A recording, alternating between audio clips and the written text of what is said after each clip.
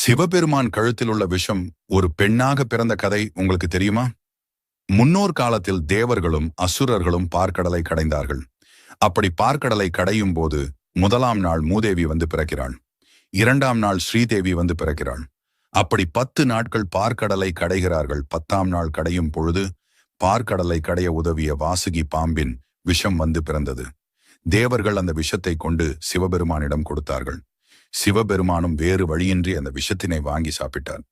அதை பார்த்து கொண்டிருந்த பார்வதி சிவபெருமானின் உடம்பில் விஷம் இறங்காமல் இருக்க அவரின் கழுத்தை பிடித்துக் கொண்டாள். பின்பு அந்த விஷத்தை வெளியே எடுக்க முயன்றபோது அந்த விஷமானது சிவபெருமானின் உச்சியின் வழியாக ஒரு பெண்ணாக வெளிவந்து பிறந்தது. அந்த பெண்ணானவள் சிவபெருமானை அடிபணிந்து, உங்கள் உச்சியின் வழியாக நான் பிறந்ததால் எனக்கு நீங்களே பெயர் சூட்டுங்கள் என்றாள்.